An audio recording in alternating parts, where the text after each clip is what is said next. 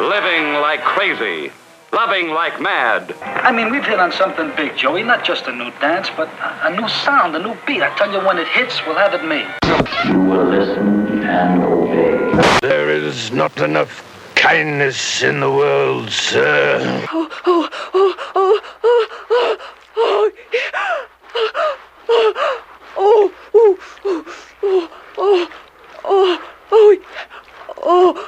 Get out and don't come back until you've redeemed yourselves. Back up, sucker. Come get me, sucker. I'm dancing. I'm dancing. No, I'm not there. I'm here. What? You out, sucker. And now for something completely different.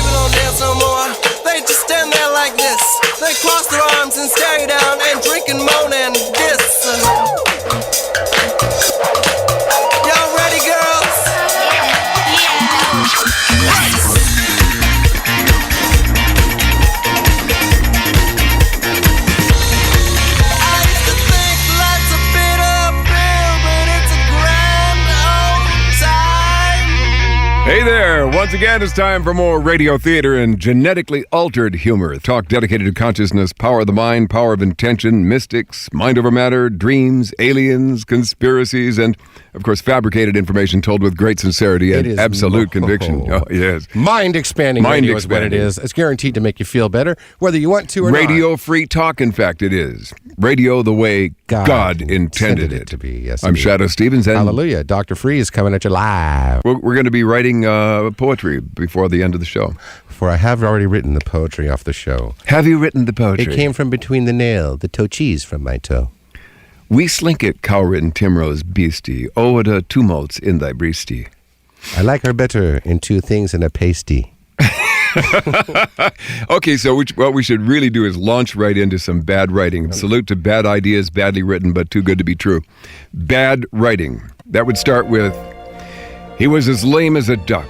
Not the metaphorical lame duck either, but a real duck that was actually lame.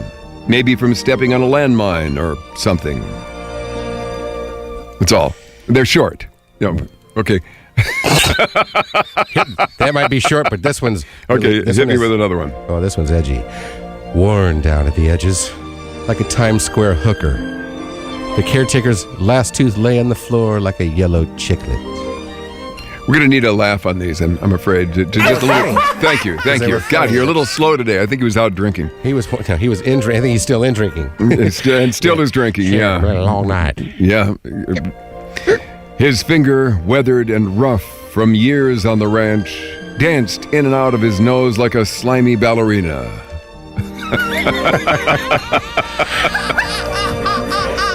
From his vantage point on the balcony, the would-be assassin looked down on the debating candidates like a webhead looking down on an AOL user.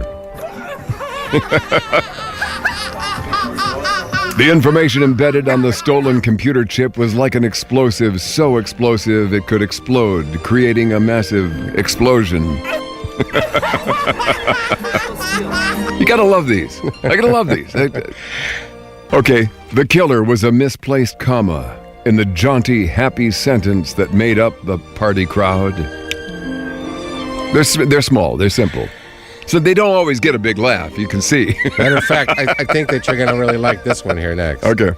The bullet burned Gilmore's gut like the first piss after a long night in a Singapore brothel. Okay. All right, where's our drinker laugh? Come on, Jesus. Come on, Jesus, come on back. Come on. Okay, how about a single drop of sweat slowly inched down Chad's brow? A tiny, glistening Times Square New Year's Eve ball of desperation. Ladies and gentlemen, you're listening to Bad Writing on Mental Radio. And his 38 barked fire, like John Goodman's butt after a chili cook-off. Okay, one more. Okay. They're too fun. I know. Okay. I could do this all day. Oh, we can't do that. Okay, let's start the music from the beginning to get the proper roll. Really? Yeah, because we can edit everything else out. Right? Just, no edits. This is live. Now, wait a minute. You kept talking. I did it again. Okay, here we go. Unable to contain his rage, he burst like a pimple of emotion, the pus of his fury striking the mirror of calm in the bathroom of his life. That's really nasty. Okay, we should go. Yes, we have some good guests great today. talks today. Yes, and do you know who's appearing on our show today, Shadoe Stevens? Well, tell me. I can't tell you. I'm going to let them Okay, tell well, us. let's do this No, first. I can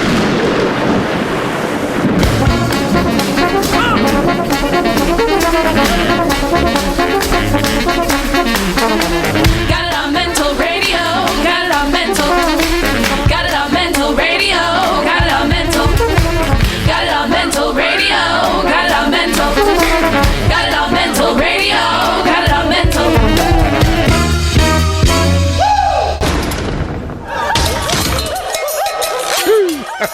Coming up with Mental Radio continues. Frank Feschino Jr. Frank's an author, and in the early 1990s, he became interested in UFOs when he was visited a relative's farm. He wasn't visited by the aliens himself, Shadoe. Crop circles appeared there overnight, and UFOs were frequently sighted over the area. Now you know this is going to be a good talk. He's also the author of Shoot Them Down, The Flying Saucer Air Wars of 1952.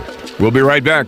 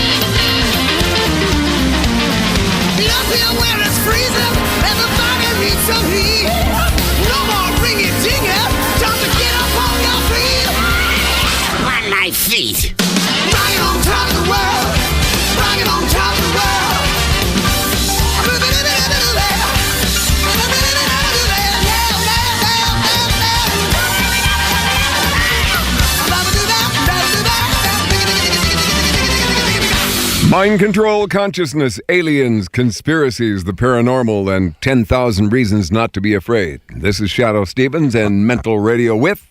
Good afternoon. My name is Dr. Freeze. Hey. And I got Frank Feschino Jr. Right here with me, Shadoe Stevens, on Mental Radio. Frank, welcome to Mental Radio. Fascinating story that you and I have just been talking about. You've seen not only the visit from the ship in the early 1990s, but also that same night crop circles appeared. Is that right? Oh, wait, can we back up for a second? I can do that. I'd Hold on, love let me put myself to in hear, reverse. because you told us before we went on that this obsession of yours started when you were 31 years old. So what was it like before then? You weren't interested or had any idea about aliens, flying saucers, UFOs, anything? No, I had never even heard of the FLATWOODS Monster. Didn't have much of an interest in this stuff, and I was basically visiting some relatives in central West Virginia up in that neck of the woods, and that's how I actually found out about it. Why the name FLATWOODS Monster, of all things monster? Tell me, what is this thing? Well, it's actually, the monster was actually a myth. It was actually a robotic-type creature. It was a probe. It was like a metallic spacesuit. A probe? We're going to have to ask you to slow. I'm just going to kind of come in a little bit as we go along here now. You said 4 fascinating, very descriptive things. Say it again. It was basically a mechanical robotic device. Describe it again, please. And the probe thing and everything included. Okay, well, let me go to tell you what actually happened. The misconception of the monster. Back in 1952, a sketch artist drew a picture of it that's been in literally thousands of magazines, publications, periodicals, books, and that has been the picture seen for all of these years. And that's titled The FLATWOODS Monster? That's the myth of the monster. It wasn't a monster at all. That's what they called it in 1952. They kind of glamorized it. The newspapers ran with it. And the way you said it was a robotic, say it again, robotic? It was a metallic-type probe. It almost looked like a robot, Shadoe. And the sketch artist that sat down with the witnesses a week after the incident was a show called We the People. Yeah. And Dan Seymour was the host, and they had a sketch artist sit down with the witnesses beforehand, and they gave their descriptions, and he misinterpreted the drawings. When he made this drawing, all their descriptions. So being an illustrator, I was trained at Parrott College of Art for 4 years in Connecticut. I did police-style renderings, and I sat down with the witnesses all these years later, and they told me this thing didn't have arms, and it didn't have the scary claws. And if you look on my website, Shadoe, FLATWOODSMonster.com, you could see the different drawings, and you will see the actual likeness of what this thing looked like from my drawings. Okay, now before 1952, though, had there been projects in the Blue Book, the USAF's, United States Air Force Project Blue Book? Have these things been documented, or had the before it was called a monster, had this probe creature? This particular one? Right, or anything like it, or anything that... Okay. Nothing before. So you're the first. You're the first one that's actually come out with this thing. Then that's to document. Well, it was investigated back in the day by several people. Before 52? No, the FLATWOODS Monster incident. Okay. Was investigated by Gray Barker, Ivan Sanderson. There was a lot of people up there, but nothing that resembled this. Okay, so let's do this. Okay, so let's do this. July 29th, 1952, there was a flying saucer just roaming around the sky, and what did you see happen? Yeah, what did you see in West Virginia? What did I see in West Virginia? Yeah, you were out there and you saw crop circles or what? Yeah, that was everything. In Braxton County is actually a hotbed for UFO sightings and crop circles, and that's how I actually got interested in this whole thing. Okay. And if you go on my website, you could see some of the crop circles on the farm and some of the UFO pictures I took, and I just kind of stumbled onto this. I heard the people up there talking about this at gatherings and, here and there, and they're like, well, if you want to see this stuff for yourself, just go out and look at the sky. And I kind of thought it was a big joke. And then I started seeing these things with my own eyes. I started documenting them. I was put in touch with Colin Andrews, the crop circle expert. And one thing led to another, and before you know it, somebody in town had told me, well, Frank, there was another case that took place right here in Braxton County called the FLATWOODS Monster encounter. Okay. And I started looking into it, and here we are 20 years later, I'm still researching it. So is this but let's not go into the FLATWOOD Monster yet, because I'm still fascinated by your crop circle discussion. What do you think crop circles are? Well, from what I can gather, there's always UFO sightings in the area or vicinity where these crop circles are. Right. I'm not a crop circle expert, Shadoe, by any means. I'm just going by what I had researched when, in plain English, when my cousin would walk out in his backyard overnight. Now, you have to picture, this is out in the middle of the mountains.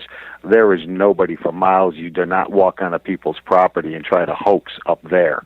I don't know what they do in England, but I know up there in the mountains, you don't step on another guy's property. Right. You'll be buried out in the back someplace. You'll never seen again, in plain English. Okay, now Frank, really, so you don't goof around on people's property. My cousin would walk out, and he's like, these damn things, blah, blah, blah, and he's carrying on like a nut. And you would see these gigantic crop circle rings burnt into his property. And so it that's was kind of scary seeing this stuff appear overnight. Frank, hi, this is Dr. Freeze. Now, you said burned into. That's what I wanted to get to. What was the actual impression made from? Were they burned? Was it cornfields? What kind of fields were they? No, just cow pastures. Cow pastures. And yeah, it's on my website on the Paratopia area. There's pictures of the circles, but they actually look like horseshoe rings, and they weren't on flat land. They were actually on a hill. They were angled down, and if you can look at the pictures, they look like horseshoes. And then there was hundreds of them. Some of them were small, some of them were actually round pears, but a lot of them looked horseshoe shaped. So there were hundreds of crop circles overnight. Did you say there were hundreds of crop circles that popped up overnight? Yeah, on his property. Some of them were smaller. I mean, they're not the big extravagant ones. They were more like rings. Okay. Some were tiny. Some were 2 feet across. Some were 6 feet across, 8 feet across. Some were in pairs, and the biggest one was about 65 feet across. And you could see the pictures, and you could see the reference on the photographs on my site. And you could see the cows actually standing there in the pasture. And then after a while, they weren't cow patties, right? These weren't just elaborate cow patties. These things were gigantic. 65-foot 65-foot cow patties. Yeah. That'd be a big-ass cow. Those flying cows. Yeah. So you were fascinated by this, obviously, and found it chilling. Now, were the plants bent over? We read a lot of things, what happens in England. And no, these were burned. They weren't like an exact crop circle. They were actually like rings, and they were about 8 inches, 8 inches thick. You know and what? They would go in a circular pattern. I'm sensing something here. If I'm trying to envision this, you know how when we landed on the moon, when the Apollos landed on the moon, the rover, whatever it was called. I don't think it was the rover then, but there was the grappling hook type looking things with the pads at the bottom. So these were basically like their landing ramp things, or where they stood on the pedestals. I don't know. So that's my point. Okay, so how in the world can you get up the next morning and find hundreds of crop circles without having seen anything the night before? What do you mean? How can you see them? I mean, how were these made? No one saw anything. No one saw anything land. No one saw. No, you're up in the middle of the Appalachian Mountains. You don't have neighbors for miles. So did you see any flying saucers come in that night and land? I have no idea how they were made. Yeah. I have no idea. Yeah, a lot of people. Some people think that they're electromagnetic energy fields that form and that make impressions on the crust of the Earth. And other people think that they're aliens, and then some people think that they're parallel dimensions, or from, no one really knows. But what I'm curious about is your personal experience. Now, you've seen hundreds of them, and all of a sudden you're open to the idea that there must be something else, and you want to begin to pursue this. So what did you do next? You started asking, you started researching, you started talking to people. What happened? With the crop circles? With all of it? As far as the crop circles, there were a lot of them seen in this one particular area. And as I started talking to the locals, they started talking to me about all the UFO sightings up there, which have been documented for years. Actually, Maury Povich had a guest on his show years ago on, I believe it was a current affair, of the people that lived on the backside of my mountain, the mountain from my cousin, and they talked about a craft that flew in the backyard, and it was pretty heavily documented. But the people up there don't talk about it that much. The whole thing with the FLATWOODS Monster is that the people up there were ridiculed for so many years about UFOs and monsters, and they made a big joke out of this whole thing. So not too much ever came out of the mountains. When I started going up there and this turned into a serious research project. This was just the tip of how I got started into it. And I saw a lot of UFOs up there myself. Oh. There's a couple shots on my website of the UFOs and time patterns, and you'll see it all on that one particular page. Are those photographs that you took, Frank? Yes. Okay. Frank, was the Flatwoods monster craft damaged when it landed? I believe it was, absolutely, and there was actually 4 of them that night. There were 4. Were any others damaged? 4 crafts? I can't understand you. Were there other crafts, and were they damaged? Yes, sir. I actually documented 25 different crafts seen over 102 locations over several different states. How many again? 25? 25 different UFOs. And what I did is, over the years, this thing started growing and growing. I started mapping out UFO sightings in West Virginia. Then I started finding out, following the breadcrumb trail. And as I went on, I started finding all these other locations. Is there a pattern? Definitely. There was a pattern. What is it? What is that pattern? Well, if you look on my website, you could actually see the master map that I worked with different officials, and I worked with a lot of retired military people. Let's do this. What does the pattern map out for us? Can you describe it to us without having to go to the website here on the radio? I mean, I'm sure all of our listeners, as I'm sure Reggie is now, pulling up your website. But, how can you describe it? Well, what happened is, during this 21 hours of sustained sightings over 11 states, the majority of the sightings took place in the mid-Atlantic. And what I did is I plotted all these different points across the mid-Atlantic United States, and when we connected the dots, and I'm saying we because I didn't do this by myself, I worked with a lot of military people and cops and different people involved in that whole world, we figured out that there were 3 damaged UFOs that flew over the eastern seaboard. And the first one actually made a beeline and went towards Oak Ridge National Laboratory, passed about 100 miles through the no-fly zone, and it landed. The second UFO went in the other direction. It went on a northern heading. It went on a northeast heading, and it went right directly towards Wright-Patterson Air Force Base. The third UFO came straight down the needle, right, like threading the needle, and it actually flew over Washington, D.C. At parts of Washington, it was flying at treetop level. It was a big major article was in the New York Times the following day, and it was called "The Flame over Washington."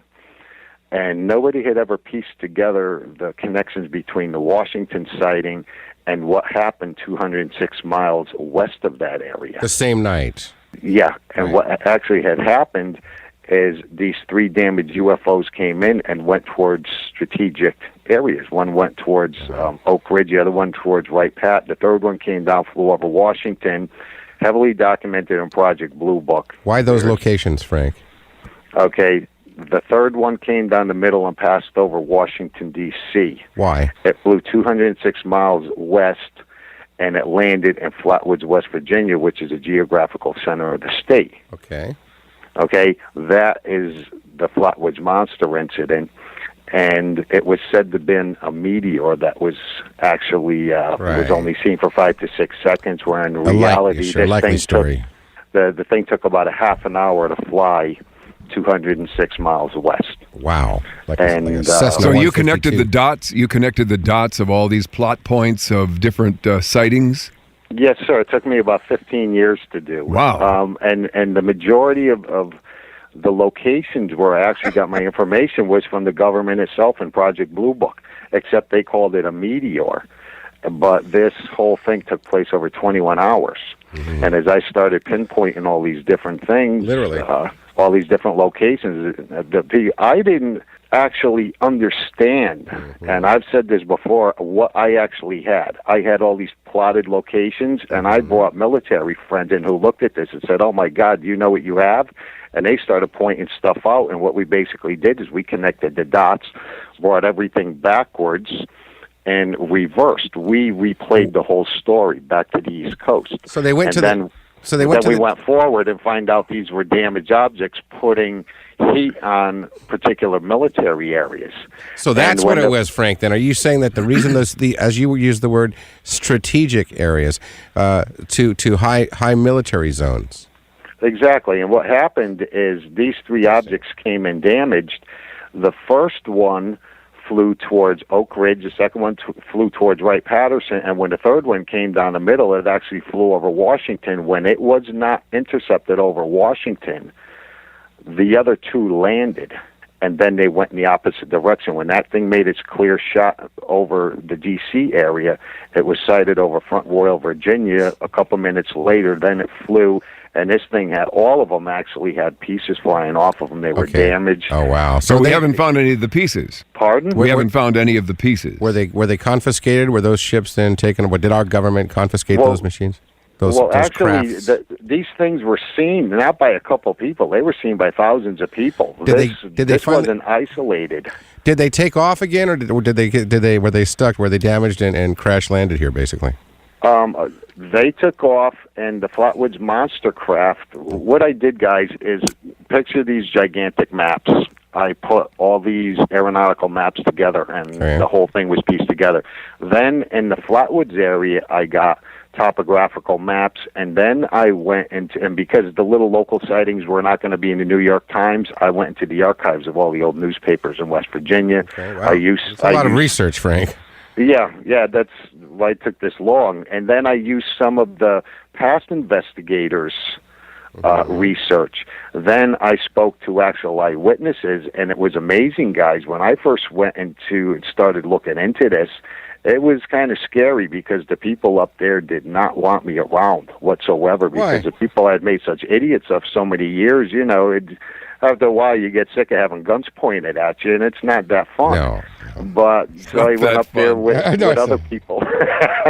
And before you know it, when they found out I was a sincere guy and I wasn't making fun of them, the same people that were basically kicking my ass out of town were inviting me back into their homes. And then the next thing is, well, go talk to so-and-so and so-and-so and so-and-so. And then before you know it, I was talking to people all over the county. And what had happened is I started piecing the whole puzzle together.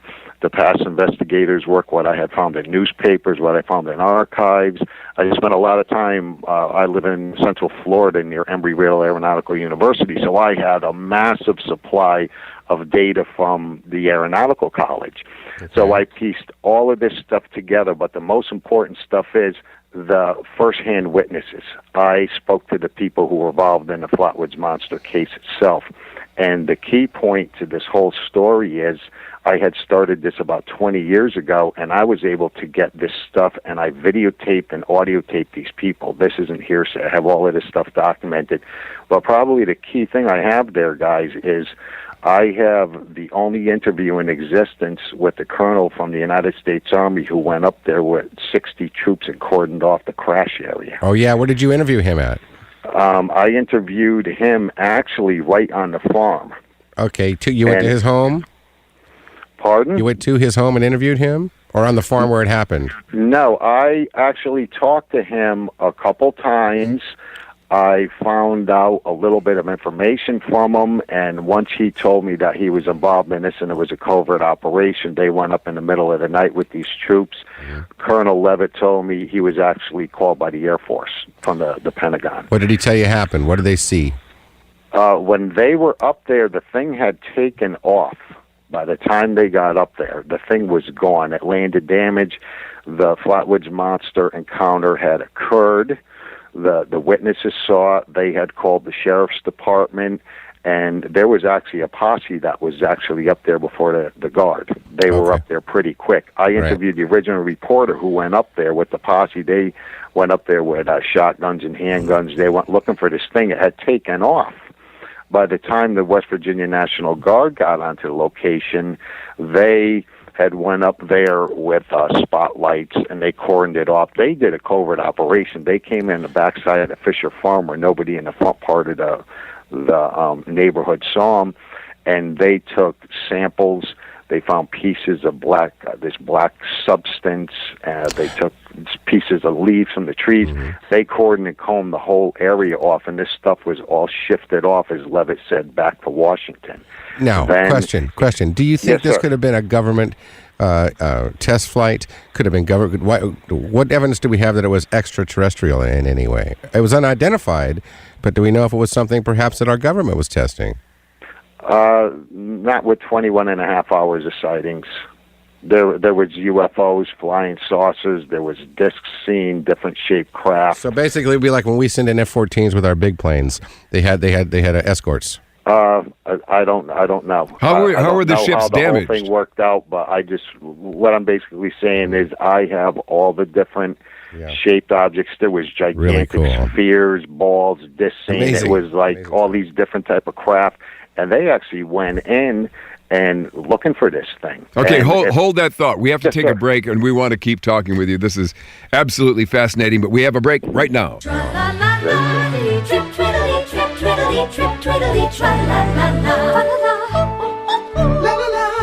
Let's sing about gloom and confusion, everything we've got to fear.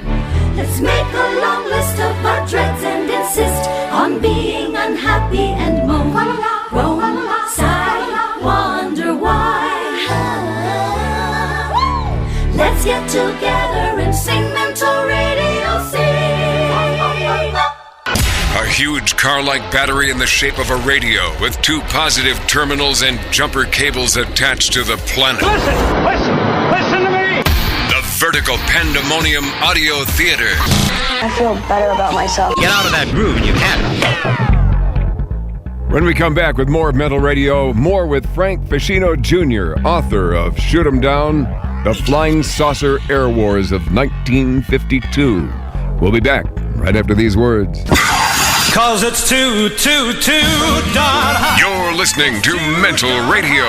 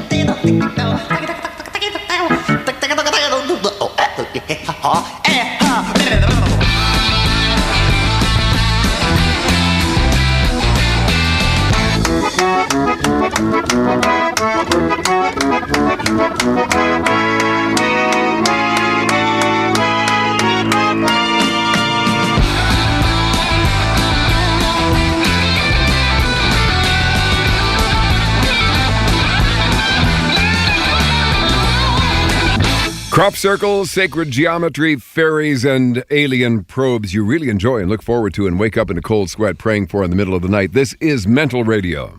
I'm Shadoe Stevens. Good afternoon. I am Dr. Freeze, and we are talking about probes. We are talking about crop circles, and Frank Feschino Jr. has the whole lowdown on the I've got a thing Monster. I've got to ask you about, Frank.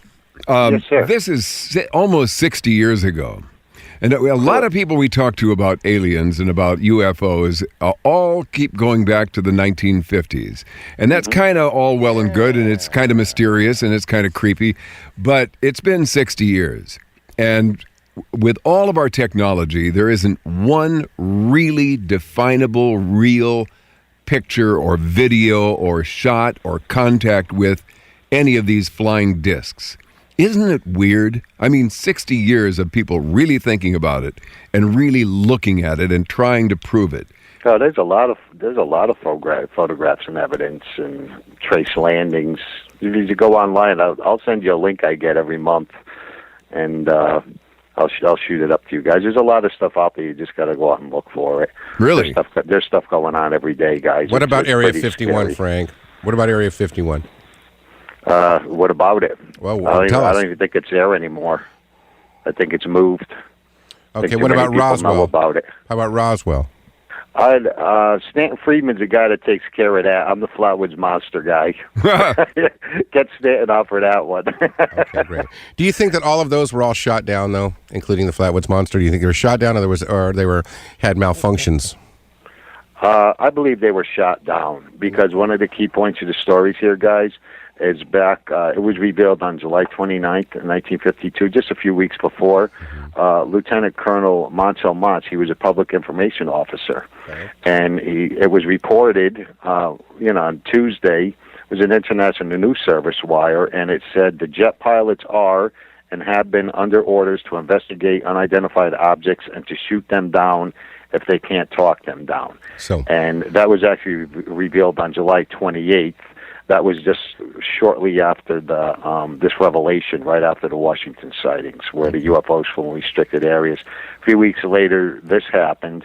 Something a lot of people don't realize, they just think we had bullets back then. Back in that day, there was actually 3 rocket-bearing jets. We had the F-86D, the F-94C Starfire, and the F-7U-3. That was a Navy. So we were actually carrying around missiles back then. What about the Tesla? What about the Tesla technology? The death ray, the Tesla technology. A lot of people believe that when Tesla died, and he left all of his discoveries and his inventions and all of his patents were seized by the government. And and a lot of people believe that we've taken this technology or reverse engineered technology from the crash sites of extraterrestrials, and they've given us advanced kind of weaponry. What do you think? I wouldn't discount it. I don't know that much about it, but I wouldn't discount it. So have you spent most of your time just researching this particular incident, or have you explored other things that you find credible that have happened in the years since, especially like recently? I mean, what's recent that we need to know about? Well, my primary research is back in the 50s. I do historical and this stuff, and I kind of probe into where a lot of people have overlooked or not even looked at all. And the one thing with this Flatwoods case here, guys, is that the people were made fun of for so many years, they kind of shut up, and you just don't go walking around Sevensville, West Virginia talking about monsters to people, because they just shut up and you're just shunned out. Very clannish area. And I would imagine 60 years later, there's not, maybe it's really gotten a little quiet.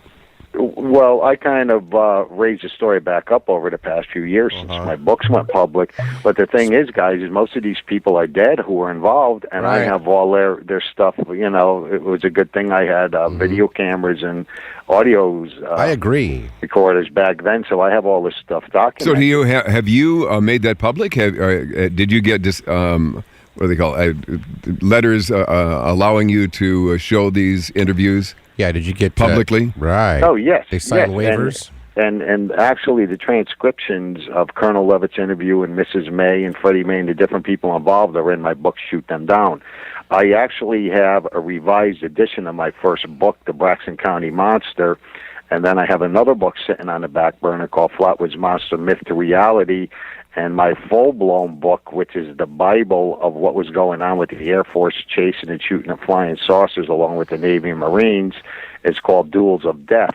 I've been working on those books for several years, and they're sitting in the background, and every time I think I get the books done, somebody contacts me with more information. So it's kind of like an ongoing thing, and it gets to be, What about pretty Shoot involved. Them Down? Shoot Them Down has the Flatwoods Monster story, and what was going on during that era. During the summer of 1952, guys, there were more UFO sightings during those few months than any other time in history. And the Flatwoods Monster happened right towards the end of the summer. And this is after... This is after the Air Force and Navy were chasing flying saucers around, taking pot shots at them because they were given freestanding orders to shoot them down. I get you now. Makes sense. That's why there were so many. Yeah, and if they had, the shoot them down order going on, man, that was a bad time to be an alien. Yeah, a bad time to be an alien. Well, and they haven't been bothering us since. We showed them. Them boys got that death ray going on. That's right. They shoot us down. We find that these stories to be extremely fascinating, especially when you come on, Frank, and you tell us that, as many years of research that you put into this and the calculations that you've had to go through and the mapping out. I mean, that's a life's dedication, Frank. What drives you? To find the truth, guys. To find out the truth.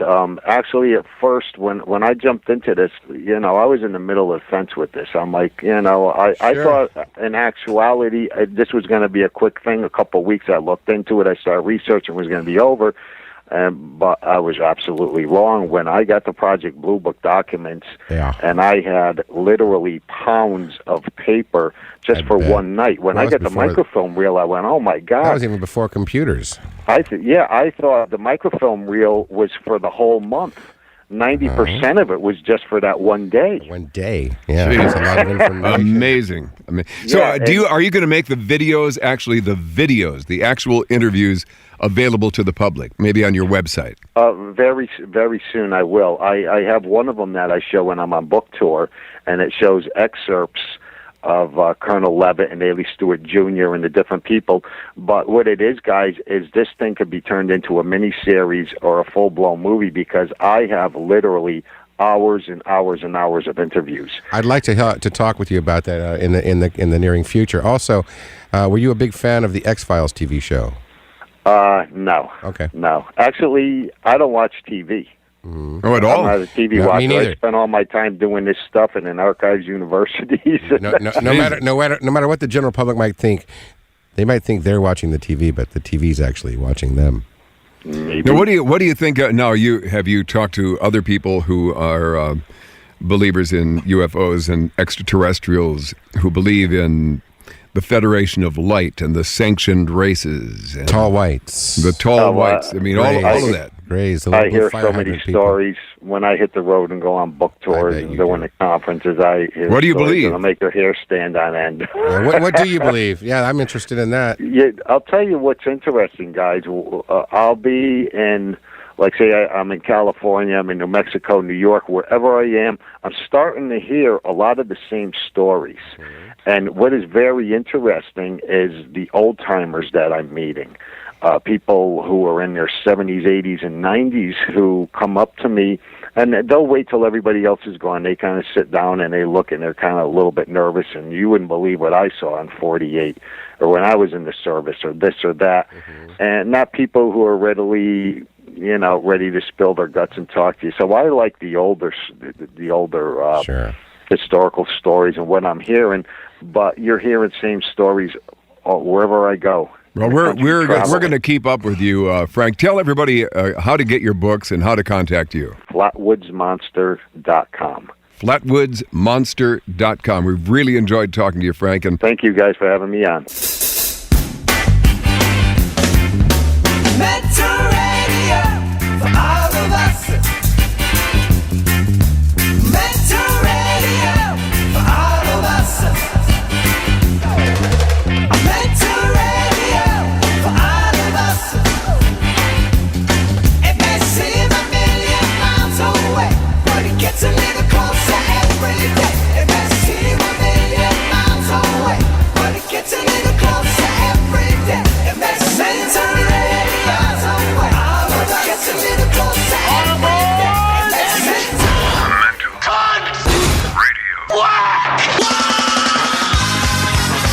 Won't you stay and join our party?